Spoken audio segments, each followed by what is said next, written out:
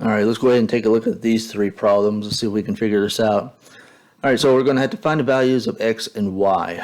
First one here is giving us an interior angle of 50 degrees, and it's asking for x and y.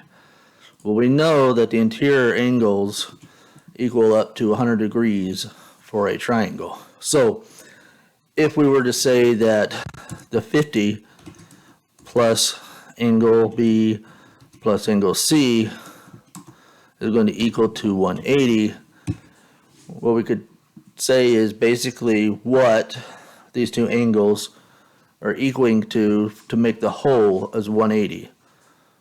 After you play with it a little bit, then you're going to see that 50 plus 65 plus 65 does actually equal to 180 degrees. So we could say y for our first answer is equal to 180 degrees. All right, so that's the first answer. Y equals 60 degrees. All right, and then it's asking what is the value of x. If this is indeed a true triangle and this side is 4, then this side will also be 4. So x is going to equal to 4 and y will be 60 degrees as our answer for this one. All right, on the second one here, we're giving that these two particular triangles meeting here in the middle, and we're given an exterior angle of 125 degrees. And we're again asked for x and y.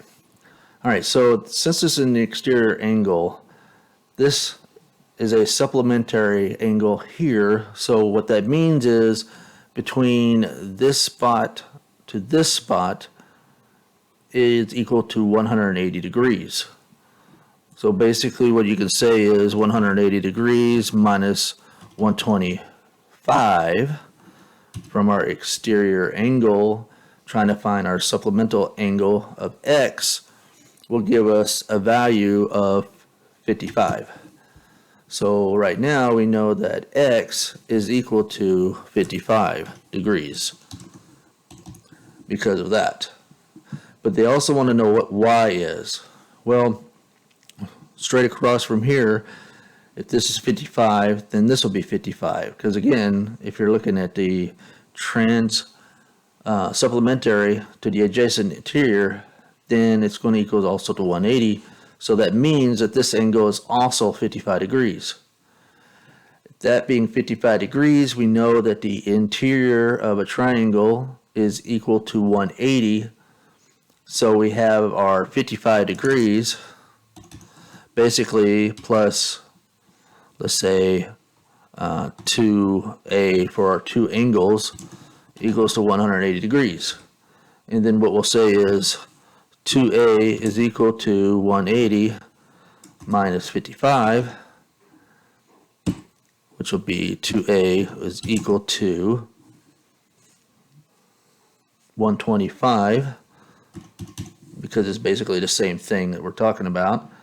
And then we're going to divide 2 into 125, and that's going to give us 62.5 degrees. So these two angles interior is going to be 62.5 degrees. So that's basically is our value of y. So we have an x value of 55 degrees and a y value of 62.5 degrees. And I think what they're asking for on this last one is they're telling us the interior angle of each of these is 25 degrees. They're also telling us that the x is over here, but they're also the y is here for this angle.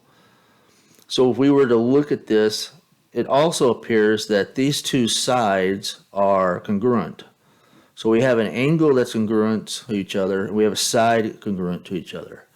So I'm thinking that this may very well be a SAS because it's split down in the middle, so that it's sharing two sides and this angle to make it congruent. So if you remember on SAS, two sides of the angle included between the sides of one triangle are equivalent to the corresponding two sides of the angle between the sides of the second triangle. So basically you have an angle and you have two sides that are equal or congruent to each other, which looks very similar to this. And we also know that the interior of a triangle is going to be equaling to 180 degrees. With this being straight down, I would guess this is 25 degrees interior angle, and the y is going to be your 90 degrees. And then we know that basically, again, A plus B plus C is equal to 180 degrees interior. So you're saying 25 plus 90 plus C is equal to 180. And then you work it out, 25 and 90 onto one side. C equals 180 minus 115, essentially. Which means that that last angle is going to be 105.